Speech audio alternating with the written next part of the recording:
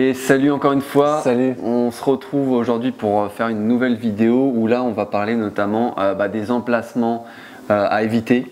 Parce qu'il y a quand même pas mal de critères à prendre en compte et c'est vrai que c'est bien de les énumérer, même si bon, logiquement on sait à peu près quels emplacements on préfère et quels emplacements on va éviter, mais de toute façon on va vous les énumérer. Ouais, avant de commencer, on vous invite, si ce n'est pas déjà fait, à vous abonner, à liker la vidéo, ça nous aide beaucoup. Et puis notamment aussi d'activer la petite cloche pour ne rien louper justement de nos prochaines vidéos. Exact. Et donc on en a parlé je pense dans pas mal de vidéos déjà, l'emplacement, c'est le plus important. C'est le critère numéro 1, j'ai envie de vous dire, pour le choix d'un bien, que ce soit un appartement ou un immeuble. Ouais, parce qu'effectivement, quand vous allez acheter un bien, le prix de celui-ci, il va être un peu corrélé forcément à votre emplacement.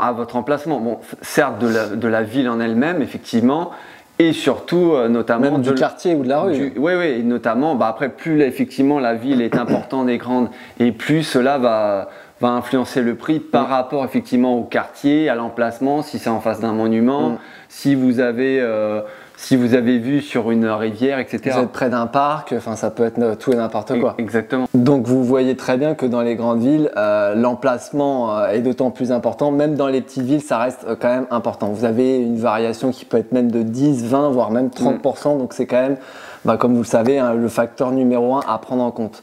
Et puis aussi, ce qu'il faut dire, c'est que c'est une garantie sur la pérennité dans le temps. Voilà. L'emplacement, c'est ce qui garantit votre bien en lui-même. Si vous êtes dans un mauvais emplacement, du coup on va y venir, on va en parler. C'est pas une garantie à 200% que vous allez louer cher, que vous allez vendre plus cher avec plus-value, etc.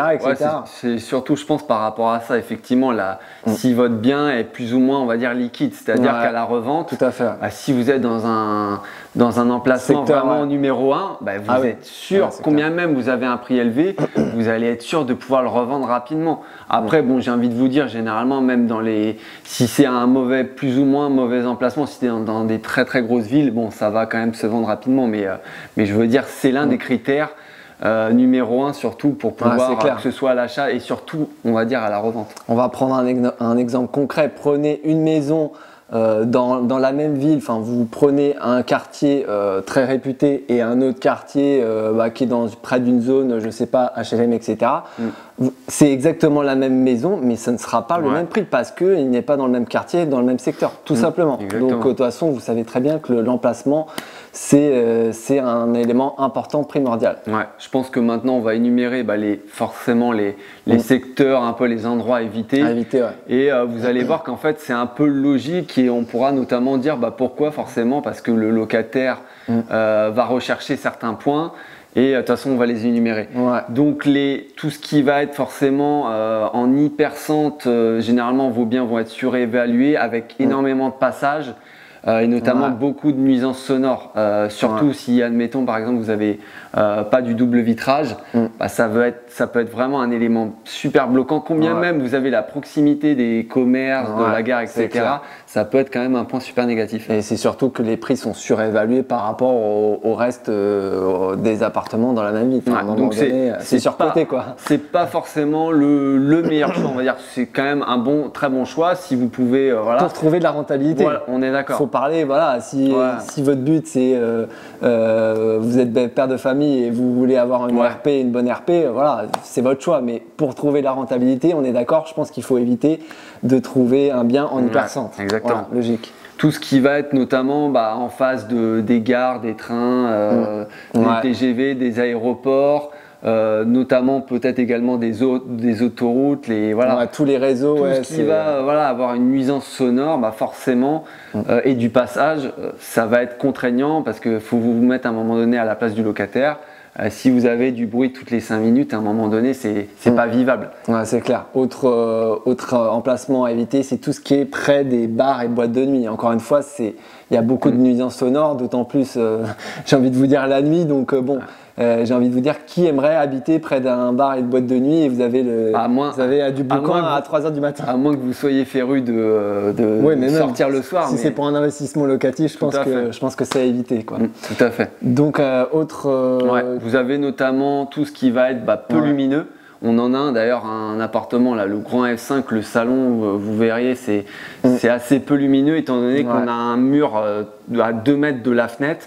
Et du coup, voilà, tout ce qui va être des appartements où vous avez un building juste en face, mais qui est à, je sais pas, à 4-5 mètres et vous avez du coup très peu de visibilité. L'emplacement par rapport aux autres bâtiments qui sont aux alentours, c'est très important puisque justement en fonction du soleil, si vous avez un grand bâtiment, comme tu l'as très bien dit, vous ne pouvez pas avoir du soleil de la journée, donc c'est quand même important. Notamment peut-être si vous êtes en contrebas d'une vallée et que vous êtes de l'autre côté, là où il y a le côté un peu terre, et là forcément vous allez avoir beaucoup moins de luminosité, quoi. À part peut-être l'été, mais bon, j'ai envie de vous dire, vous vivez quand même le printemps, l'automne et l'hiver, donc à un moment donné, voilà, c'est important. Vous avez notamment également tout ce qui va être les villes fantômes et les villes qui se désertifient.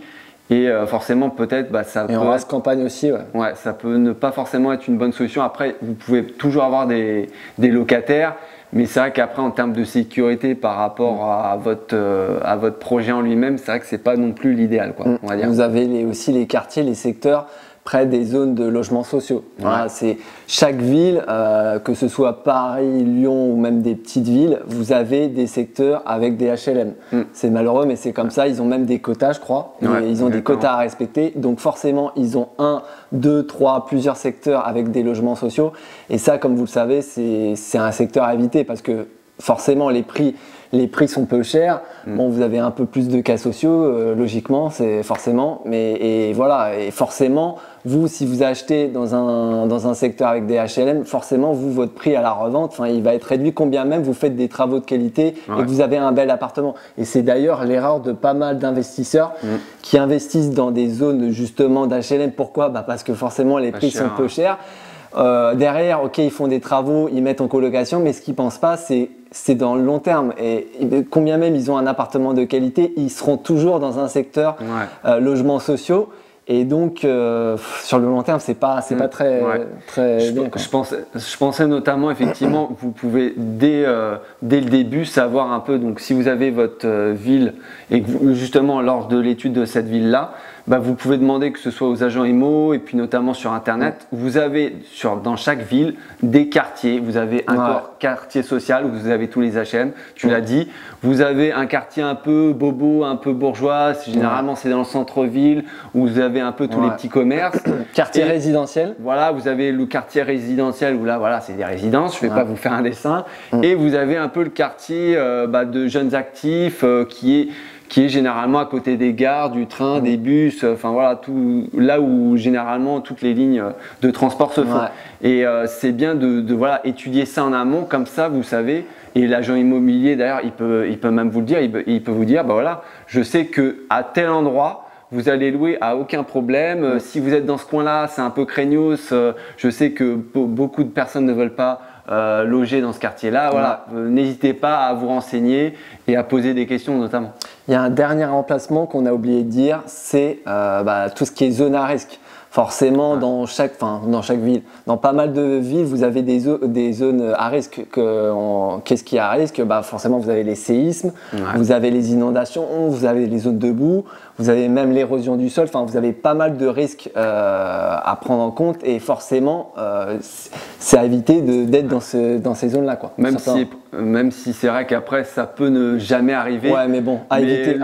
Le risque zéro n'existe pas et à un moment donné, c'est quand même de la pierre. C'est quand même des investissements très très importants. Donc si vous mettez quand même pas des sécurités par rapport à ça, faut faire attention. Vous avez la liberté de choisir en fonction de la zone géographique. Donc n'hésitez pas, quoi. Prenez le parti de ne pas être dans une zone sismique, de ne pas être dans une zone à inondation, etc. Après, auquel cas, ne vous étonnez pas si vous avez une inondation, faut pas être étonné. Mais après, comme on l'a dit, ça peut ne jamais arriver. Donc après, libre à chacun de se dire, ok, moi ça me dérange pas, et d'autres ça peut peut-être déranger forcément par rapport au risque. Donc voilà, vous savez concrètement les emplacements à éviter. Vous avez compris que c'est quand même un dosage à faire, c'est-à-dire qu'il faut pas investir dans des zones très attractives parce que forcément la rentabilité est vraiment réduite. Vous allez avoir du 4-5%, c'est ridicule. Mais en contrepartie, il faut quand même ne pas être dans des secteurs peu attractifs, etc., type HLM, etc., puisque comme on l'a évoqué, vous avez quand même pas mal d'inconvénients. Donc c'est quand même un dosage à avoir. On l'a dit dans pas mal de vidéos, mais je pense qu'on y reviendra dans une prochaine vidéo. Quel secteur justement, les meilleurs. Où est-ce qu'il faut investir? Et je pense qu'on y reviendra dans une prochaine vidéo. D'ici là, portez-vous bien et puis on se retrouve à la prochaine. Salut, ciao.